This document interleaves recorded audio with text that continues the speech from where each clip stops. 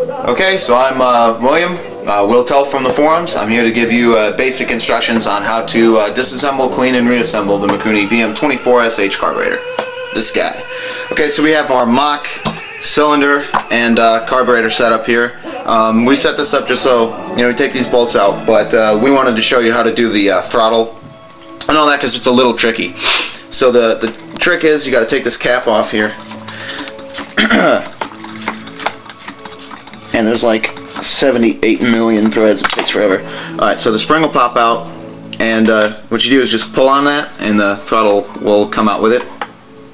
And then I put 2 fingers here, like so, and then push down on the throttle link, or on the throttle sleeve, I'm sorry, and you'll see that'll actually come out like that. Move it over to the larger hole, and then as you let that out, it'll go right through, disconnect just like that. And then this you can leave with the bike, or in this case the nothing. So I'm just gonna drop it over here. Alright. Okay, so now we're down to just the carb. So thing is, first you're gonna start by removing the mixture screw and the idle air control screw. So let me get my tools here. Alright. So the idle is the thumb screw, it'll come right out. Just gotta back it off.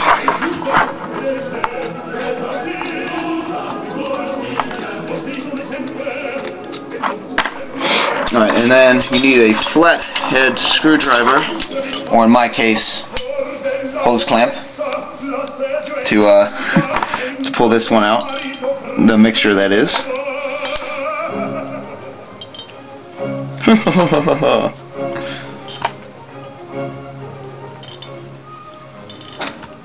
Okay. Makes for an exciting video.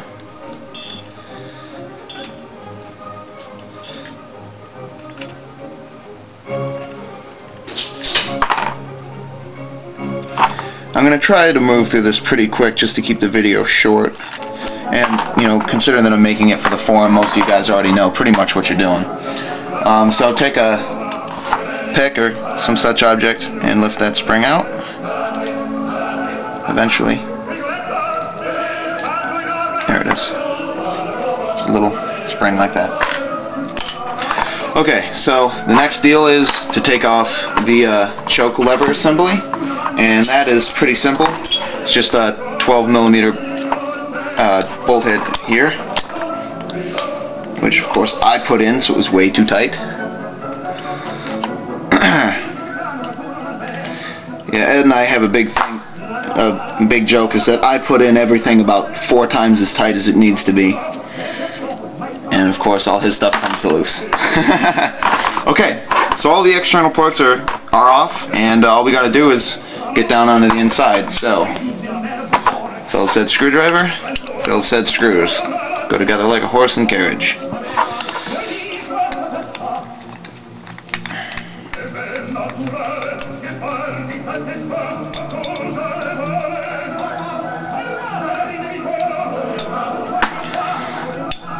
One down, 3 to go.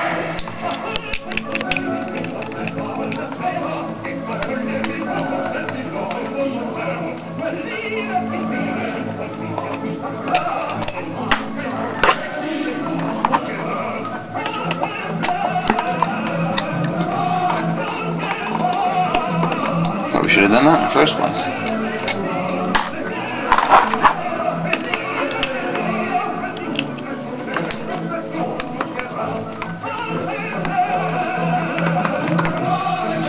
Alright, so hold it like this, and the float bowl will just drop right off of the bottom of the body of the carb. Don't forget to tell them to watch out for a lot of gas. Oh, right. And so as you're taking this off, remember that this thing has been on a bike anytime in recent history that's going to be full of gas. This one's been sitting in a big plastic box for about a year, no gas. So then, and down here, all you got in here is the floats.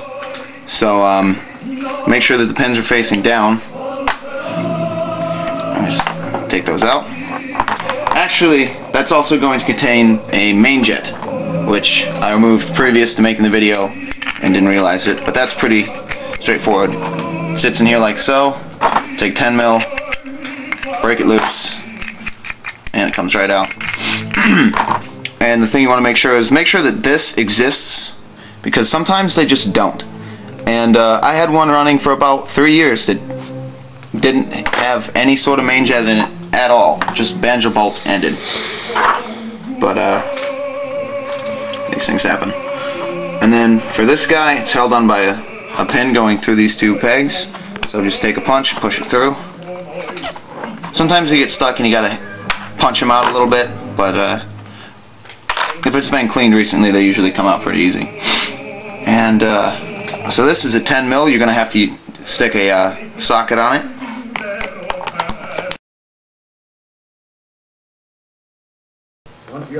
And we're back and recording and fresh batteries and everything. Sexy. Alright, so let's delve right back into it. I had just removed the, what the hell is this jet called? Pilot jet.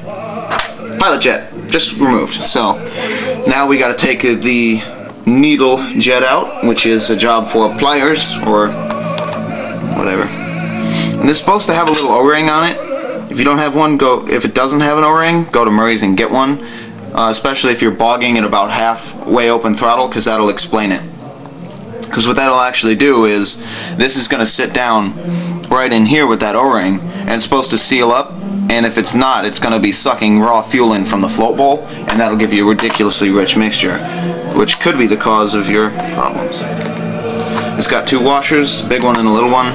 Take those both out, and then for this jet, you're going to actually have to hit it out with a punch, or in my case, a Suzuki case screw. You shouldn't have to hit it hard. Sometimes they seize up if they're old, but if they've been removed recently, like this one I did earlier today, it'll literally just fall out. Oop, toss that aside. Then we got a gasket to remove. Again, I already took this one apart earlier, so a lot of times they won't come out that easy. All you got to do is get a flat blade, or in my case, a hose clamp, and you're just gonna. Actually, let me just throw that back on. So if this thing's stuck on you, you just.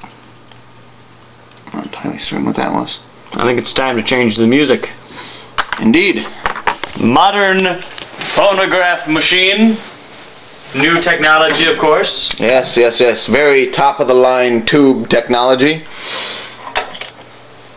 Brand new in 1962.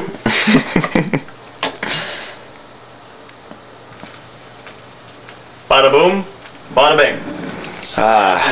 Bliss. Blissfulness. Okay, anyway, so as I was saying, if this gasket gets stuck, just dig under it and pull it up real careful. Try not to tear it.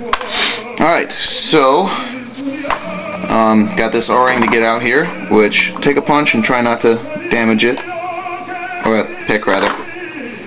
Pops right out, and I believe that's everything that needs to be removed. So now that this is totally empty and this is totally empty,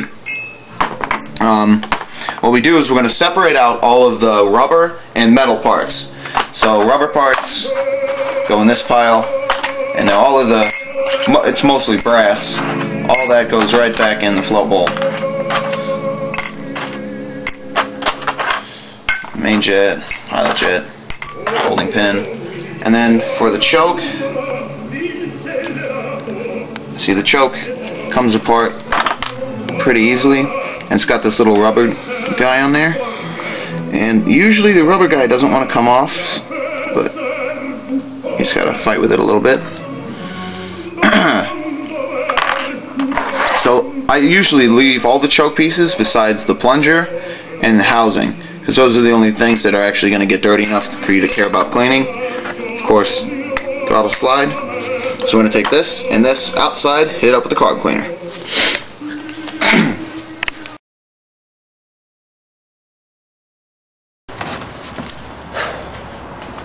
Okay, so now we're outside, ready to do the actual cleaning of the parts. So I've got, of course, the body and the big bunch of crap. So what you're going to want to